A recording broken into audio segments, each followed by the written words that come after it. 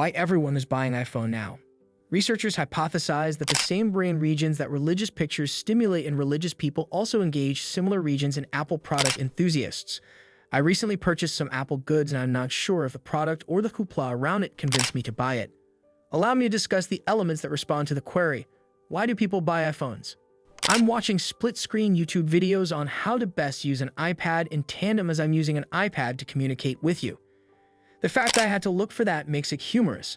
That ought to adequately explain why I even considered writing on this important topic. Why do people purchase iPhones? I am aware of this gadget's incredible power, and it would be a waste if I didn't make full use of it. To be honest, I've been a big supporter of Apple's iPhone. I have an iPhone for 8 years, then I moved to an Android phone before getting another iPhone. I purchased successively more recent iPhones without giving it any thought. And I got this weird thinking about this new iPad that I had purchased. I purchased Apple goods, but why? When I eventually have to watch YouTube videos to figure out how to use them the best, what makes me want to buy them? Why do consumers purchase iPads and iPhones? I begin to question why I would not even allow myself to consider purchasing a second smartphone. Why this blind allegiance, which in my case has only recently begun to develop? I decided to look into it more and examine the various factors that influence iPhone purchases. Allow me to discuss with you the rationale behind why people purchase iPhones based on my research. I will try to be as objective and nuanced as I can, putting my preferences aside. I moved away from the iPhone but returned to the iPad. There isn't much separating these massive smartphone businesses, and smartphones are constantly improving. There is fierce competition and every business wants to be known for having the best products. Here's where tactics become important. Keeping an eye on the iPhone, I can observe that Apple has improved its control over high costs for its goods. However, its rivals succeed with far lower costs, which is quite an accomplishment.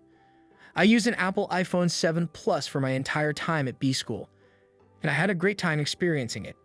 I used an iPhone for nearly 2 years before I had to move to a One Plus gadget.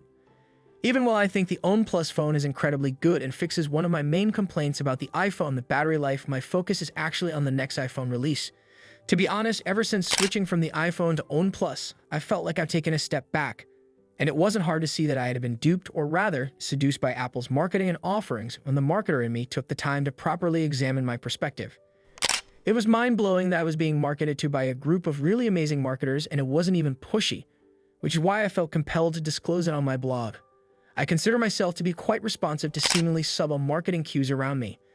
I frequently notice that when Apple releases a new piece of technology, rival cell phones have had it for a while.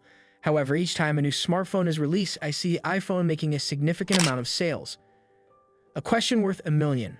This poses a very important question. How did Apple come to hold such a strong position in the market? The best way to answer this is to examine their marketing tactics. Experts contend that product positioning and marketing tactics have a far larger role in this than technology. Apple has done an excellent job of pinpointing its target demographic and has hit the mark by encapsulating the essence of its intended audience. They avoided engaging in price wars. In many nations, iPhones are seen as status symbols. People buy iPhones, in my opinion, more because it seems cool to own one than because they are innovative. One of the most evident explanations for why people purchase iPhones is this. This explains why, in contrast to other devices, the price of an iPhone never changes, because high-end goods cannot be purchased for less money. Outstanding user experience. It's not only about product positioning that Apple has done well. Apple has consistently prioritized the user's experience. They make every effort to create the ideal client experience. I frequently hear how user-friendly the iPhone is. Some even say you won't want any other smartphone once you get acclimated to the iPhone. Now that I've used iPhones and iPads, I can attest to this. Look at any Apple store in the globe, they are incredibly opulent and leave guests in complete amazement. Last year, Apple launched a store in Dubai. When I visited the store last month while I was in Dubai, I saw that it is an incredible building. Their personnel is incredibly friendly, knowledgeable, and non-pushy. Why is everything like this? Because the customer journey and user experience are everything to Apple. Apple has made a name for itself in the luxury market. It is evident from tracking down the initial cost of iPhones in the United States that a substantial amount of the average household's monthly income is needed to purchase one. An exotic good.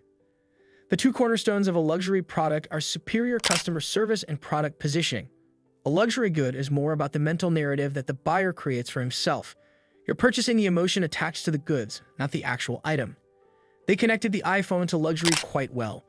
Individuals purchase iPhones for the same reasons that they purchase Gucci or Chanel handbags, not because they're in the market for a new smartphone. To experience that exclusive sense of opulence, the sacred cult of Apple. I frequently hear marketers discussing the value of building a loyal customer base and brand loyalty. Apple has indeed taken that action. They have developed into something of a cult over time. Researchers hypothesize that the same brain regions that religious pictures stimulate in religious people also engage similar regions in Apple product enthusiasts. It tends to cause people to make illogical decisions. Thus, it's possible that the notion that Apple is the subject of a cult is not that far-fetched. What else? I stumbled upon a neuroscience study trying to figure out why people purchase iPhones.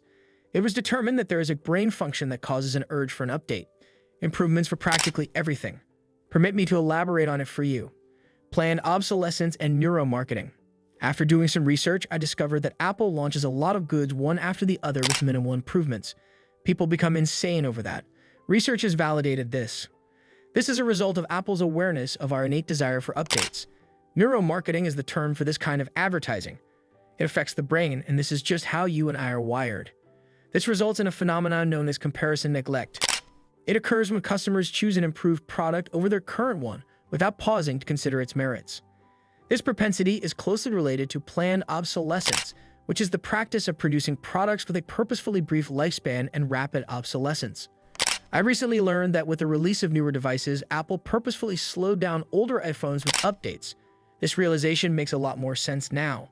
We have been brainwashed by companies like Apple, who employ tactics that go far beyond simple data analysis, to think a certain way. Buzz impact. Every time Apple releases a new product, it's like a rock concert is in front of a large crowd. They pay celebrities and huge influencers to utilize and promote their goods. These are the celebrities and other influencers that generate talk whenever a new product is about to be released. Apple expertly plays with the human need to feel connected to something. It is the dread of being left out. To be honest, the only reason you are likely to purchase an iPhone if all of your friends have one is peer pressure. The feeling of security and safety. Last but not least, concerns regarding user data security and privacy are constant. Large corporations are drawn into this mess. One issue that undoubtedly concerns users is data privacy. Without delving too far into the subject, it is safe to say that Apple has been successful in positioning the iPhone as the safest smartphone available. Last remark. After researching the subject thoroughly, I can state with confidence that the iPhone triumphs both in terms of technology and marketing. With their flawless product placement, Apple has had great success influencing people to believe what they want them to. Apple will undoubtedly receive praise for its determination to identify its target market and for employing powerful marketing techniques to persuade them. Whether it was accurate or not, they persuaded us to think anything they wanted us to. The iPhone frenzy is here to stay, and despite the release of numerous rival smartphones, it is still possible to argue that the iPhone maintains its market share because of its unique blend of design, innovation, and delicate marketing techniques. So this is the end point of our today's video. Do you like it? Kindly give your valuable response in our comment section below, and don't forget to subscribe us.